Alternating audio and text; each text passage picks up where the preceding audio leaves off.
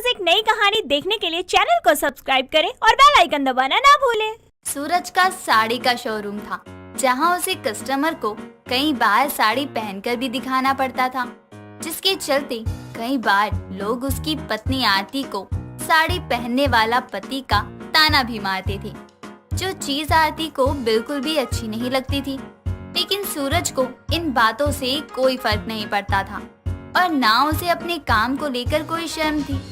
एक दिन सूरज साड़ी पहने कस्टमर को दिखा रहा होता है, तभी आरती का फोन आता है और वो कहती है, सुनिए जी, आप कहाँ हैं? जल्दी से मेरे पास आ जाओ, मुझे आपसे बहुत जरूरी काम है।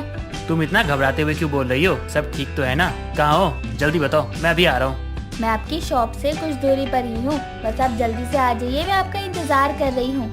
ठीक है, तुम फोन रखो, मैं बस अभी आया 2 मिनट में।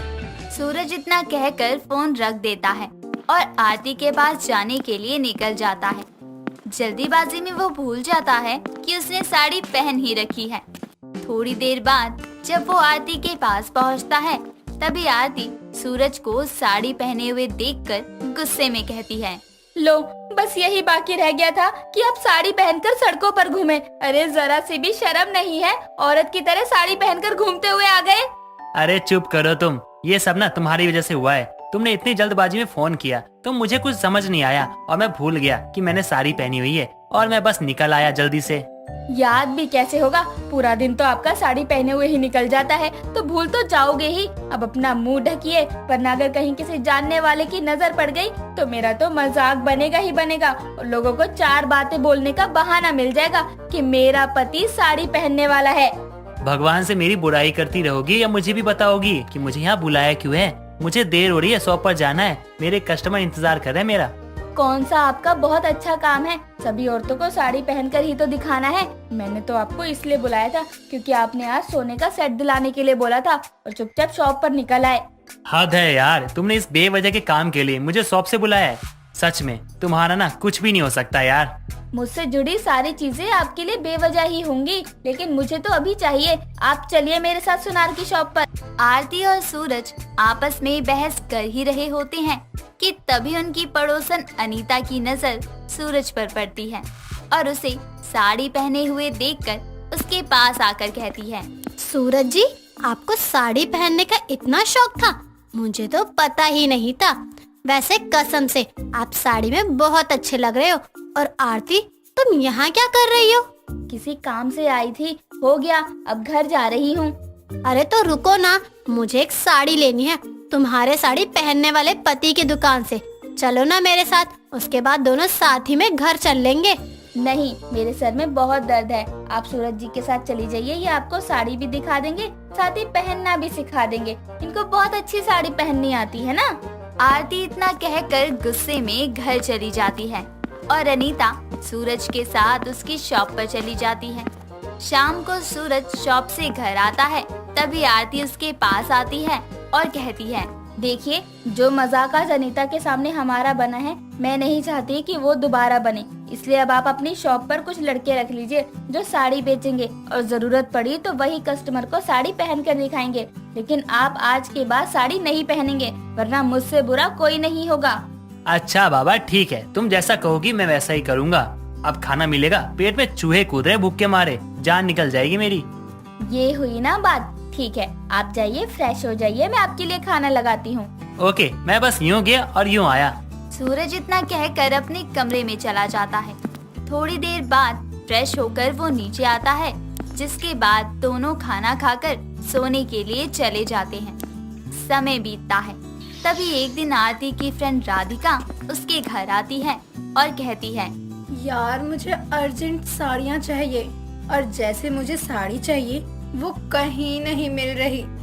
बहुत सारी दुकानें देख ली, लेकिन मुझे साड़ियाँ पसंद ही नहीं आ रही। तेरी पसंद कॉलेज टाइम से ही ऐसी है जो जल्दी कहीं नहीं मिलती और आखिर में तुझे पुरानी चीजों का ही इस्तेमाल करना पड़ता था। अब ऐसा नहीं होता है, मैंने अपनी पहले वाली आदतें सुधार ली है। अब मैं पहले की तरह जिद्दी नहीं हूँ, बल्कि सारे काम सोच समझ कर करती हूँ और मुझे पता है मेरी ये परेशानी तू ही दूर कर सकती है, क्योंकि मुझे पता चल चुका है कि तेरे पति का साड़ियों का बहुत बड़ा शोरूम है। अब तो तू ही मुझे वहाँ साड़ियाँ दिलवाएगी। नहीं, मैं कहीं नहीं जाऊंगी। मेरे सर में बहुत दर्द है। और शहर में साड़ियों की शोरूम की कमी पड़ गई थी क्या, जो तुझे अपने पति के साड़ी के शोरूम में लेकर जाऊं मैं? तू कैसी वाइफ है यार। लोग अपने पति के काम को आगे बढ़ाने की सोचती है, और एक तू है कि घर में आए कस्टमर को भगा रही है, उसकी रोजी रोटी पर लात मार रही है। मुझे बस इतना पता है कि तू मेरे साथ जा रही है, बस।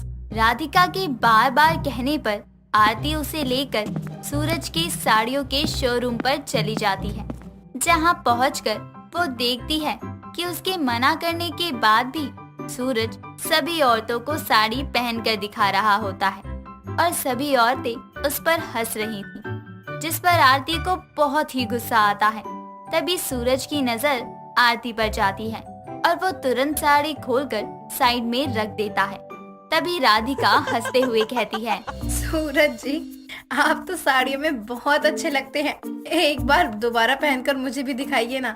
आरती, मुझे तो पता ही नहीं था कि तुझे साड़ी पहनने वाला पति मिला है। जिस तरह से इनका काम है, उस हिसाब से तो इन्हें पूरा दिन साड़ी पहनकर रहना होता होगा ना। तो यहाँ साड़ियाँ लेने आई है ना, तो चुपचाप साड़ी ले, हम चले यहाँ से, क्योंकि मुझे घर में बहुत काम है। तेरा तो हमेशा ही मुंह बना रहता है। सूरज जी, आप इसे कैसे झेलते हो, कैसे बर्दाश्त करते हो आप इसे? क्या करे, मुझे तो अब आदत हो गई है और शादी की है, कोई मजाक नहीं। आप ये सब छोड़िए और साड़ी देखिए। इतना कहकर राधिका को एक से बढ़कर के एक साड़ियाँ दिखाता है। थोड़ी देर बाद आरती और राधिका साड़ियाँ लेकर वहाँ से चली जाती है। ऐसे ही समय बीतता है।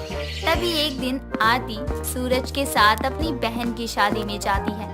तभी उसकी सबसे छोटी बहन रुचि सूरज के पास आती है और उसका हाथ पकड़कर कमरे में ले जाती है, जहाँ उसकी सहेलियाँ खड़ी होती हैं। तभी रुचि कहती है, जीजू, बारात आने का समय हो गया और हम लोग बहुत देर से साड़ी पहनने की कोशिश कर रहे हैं। क्या आप हमें एक बार साड़ी पहनकर दिखा सकते हैं? सॉरी रुचि, अगर तुम्हारी बहन ने मुझे साड़ी पहने देख लिया ना तो मेरी जान ले लेगी।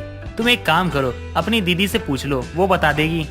वो क्या बताएंगी? वो तो खुद शादी में सूट डालकर आई हैं, क्योंकि उन्हें साड़ी पहननी आती नहीं है और ना ही उन्हें पसंद है। जीजू, बस 5 मिनट लगेगा आपको। रुचि के बार बार कहने पर सूरज साड़ी पहनकर सभी को साड़ी पहनने का सही तरीका बता रहा होता है। तभी आरती वहाँ आ जाती है और सूरज को साड़ी पहने हुए देखकर कहती है, आप नहीं सुधर सकते हैं। जहाँ देखो बस औरतों की तरह साड़ी पहनकर खड़े हो जाते हैं। अगर आपको साड़ी पहनने का इतना शौक लग रहा था तो घर से ही साड़ी पहनकर आ जाते। ये कोट पैंट पहनकर आने की क्या जरूरत थी? पता नहीं कहाँ से ये साड़ी पहनने वाला पति मेरे पल्ले बन गया। उसे कुछ भी कहो कोई असर ही नहीं होता।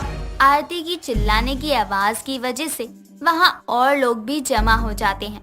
सभी लोग सूरज को देखकर हंस रहे होते हैं, जिस पर सूरज को बहुत ही शर्मिंदगी महसूस होती है और वो चुपचाप कमरे से बाहर चला जाता है।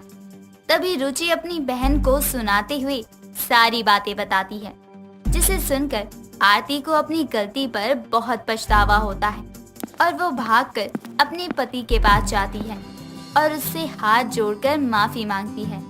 साथ ही दोबारा फिर कभी सूरज को मुझे साड़ी पहनने वाला पति मिला है इस चीज का ताना भी नहीं मारती। दोस्तों, अगर आपको ये कहानी पसंद आई तो इसे लाइक करें, शेयर करें और कमेंट करके बताएं कि कहानी में आपको सबसे अच्छा क्या लगा।